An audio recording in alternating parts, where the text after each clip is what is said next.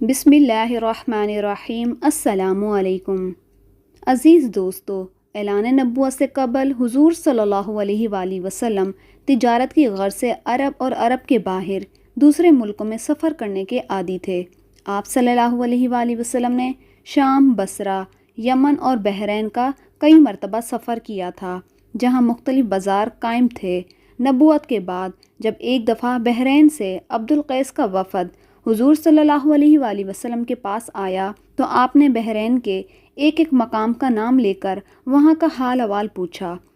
لوگوں نے تعجب سے پوچھا، آپ تو ہمارے ملک کو ہم سے بھی زیادہ بہتر جانتے ہیں؟ اس پر نبی پاک نے فرمایا، میں تمہارے ملکوں کی خوب سیر کر چکا ہوں۔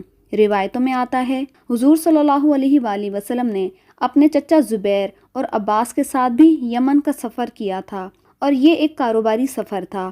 سفر سے واپسی کے بعد حضرت عباس کہا کرتے تھے کہ محمد کی ذات کی برکت کی وجہ سے اللہ ہمیں تجارت میں زیادہ فائدہ پہنچاتا ہے۔ حضور صلی اللہ علیہ وآلہ وسلم ایران کے سرحدی علاقوں میں بھی گئے تھے۔ ان دنوں ایران میں منظر بن صابہ کی حکومت تھی۔ ان تمام سفر سے حضور صلی اللہ علیہ وآلہ وسلم کو خاصا تجربہ ہوا اور لین دین کی غرض سے مختلف علاقوں اور تہذیبوں کے لوگوں سے میل جول بڑھا۔ آپ صلی اللہ علیہ وآلہ وسلم کو ان کی معاشرتی اور مذہبی زندگی کے متعلق کافی جانکاری موصول ہوئی۔ نبوی زندگی میں جب کبھی حضور صلی اللہ علیہ وآلہ وسلم اپنے کسی پرانے تاجر ساتھی سے ملتے تو انتہائی گرم جوشی سے ملاقات کرتے اور ان سے تجارت کے گزرے ہوئے دنوں کی یادوں کو تازہ کیا کرتے تھے۔ ان دنوں عرب میں افسانہ گوئی کا رواج تھا۔ رات کو لوگ تمام کاموں سے فارغ ہو کر کسی خاص مقام پر جمع ہوتے تھے، اور ایک شخص جو داستان گوئی میں مہارت رکھتا تھا وہ داستان شروع کرتا تھا، جسے لوگ بڑے ذوق و شوق سے رات بھر سنتے۔ ایک دفعہ حضور صلی اللہ علیہ وآلہ وسلم نے بھی اس محفل میں شریک ہونا چاہا، لیکن اتفاق سے راستے میں شادی کی ایک محفل لگی ہوئی تھی، جسے دیکھنے کے لیے آپ وہاں کھڑے ہو گئے، اور آپ صلی اللہ علیہ وآلہ وسلم کو وہیں نیند آ گئی۔ جب آپ اٹھے تو صبح ہو چکی تھی۔ 40 سال کی مدتوں میں صرف 2 دفعہ حضور صلی اللہ علیہ وآلہ وسلم نے ان محفلوں میں شریک ہونے کا ارادہ کیا تھا، لیکن دونوں دفعہ کوئی اتفاق ہو گیا اور اللہ نے آپ کو ان فضول کاموں سے بچا لیا۔ ان دنوں مکہ تمام تر بدعمالیوں اور برائیوں کا مرکز تھا۔ قریش مکہ نے حج میں طرح طرح کی بدعتوں کو ایجاد کر لیا تھا۔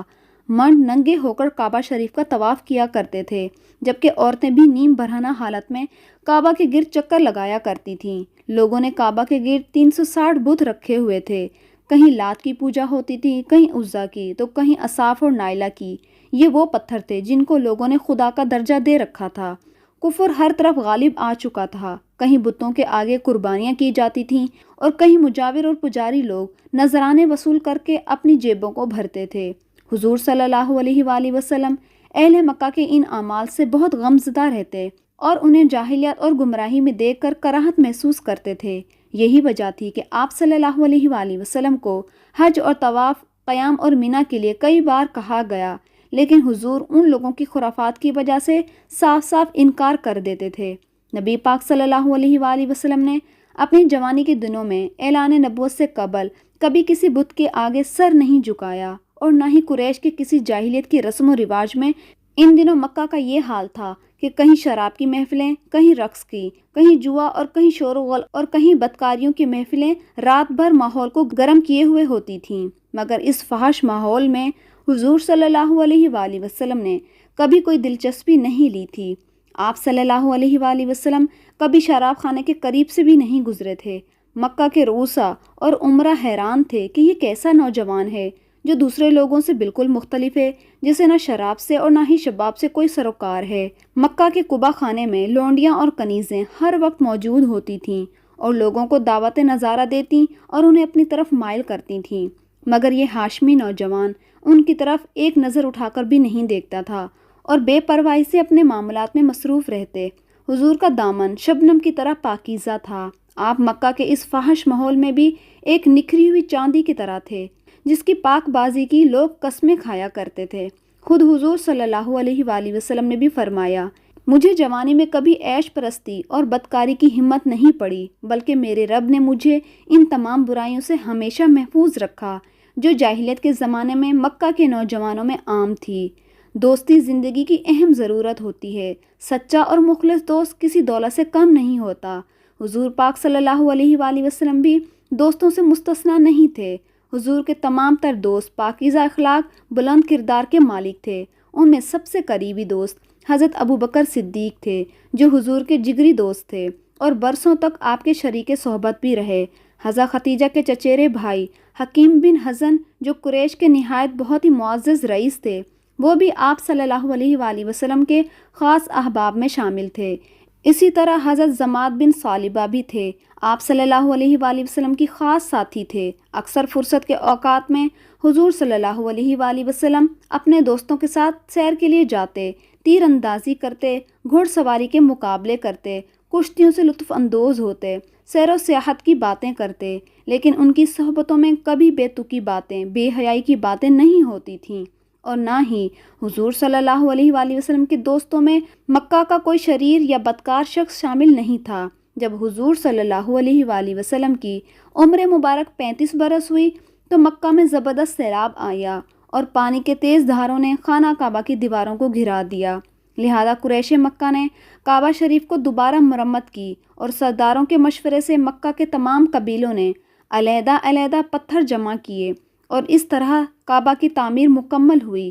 جب تعمیر مکمل ہوئی تو حجر اسود کو اپنی جگہ رکھنے کا وقت آیا۔ اس پر ہر قبیلے کے درمیان سخت اختلاف ہو گیا۔ ہر قبیلہ یہ چاہتا تھا کہ وہ اس مقدس پتھر کو کعبہ شریف میں نصب کرے۔ لوگوں میں تلواریں کھنچ گئیں اور لوگ قتل و غارت پر آمادہ ہو گئے۔ لہٰذا ابو امیہ بن مغیرہ مخزومی نے، جو اس وقت مکہ کے سب سے بزرگ ترین شخص تھے اور اس وقت ان کی عمر قریش میں سب سے زیادہ تھی، انہوں نے ایک رائے پیش کی اور انہوں نے کہا کہ کل صبح جو شخص سب سے پہلے مسجد حرم کے دروازے سے داخل ہوگا، اسی کو اپنا حاکم بنا کر فیصلہ کر لیا جائے گا۔ سب نے اس کی رائے کو پسند کیا۔ صبح ہوئی تو تمام لوگ حرم پہنچے تو دیکھا کہ سب سے پہلے حرم میں حضور پاک صلی اللہ علیہ وآلہ وسلم تشریف لائے ہیں۔ آپ صلی اللہ علیہ وآلہ وسلم کو دیکھ کر سب کی زبانوں سے بے ساختہ یہ الفاظ ادا ہوئے، یہ تو محمد امین ہیں، ہم ان کو حاکم بنانے پر راضی ہیں۔ حضور نے نہایتی حکمت سے کام لیا اور ایک چادر منگوائی اور حجر اسود کو اس میں رکھ کر یہ فرمایا کہ ہر قبیلے کا سردار اس چادر کو تھام لے تاکہ اس شرف سے کوئی قبیلہ بھی محروم نہ ہو سکے۔ سب نے مل کر چادر اٹھائی اور اس چادر کو اٹھاتے ہوئے کعبہ کے قریب کیا اور پھر حضور صلی اللہ علیہ وآلہ وسلم نے اپنے ہاتھ مبارک سے حجر اسود کو کعبہ شریف میں نصب کیا۔ اسی طرح آپ صلی اللہ علیہ وآلہ وسلم کی فراست اور حکمت عملی کی وجہ سے اہل مکہ خون ریزی اور قتل و غارت سے محفوظ ہو گیا۔ زندگی اپنی منزلیں طے کرتی ہوئی رواں دواں تھی۔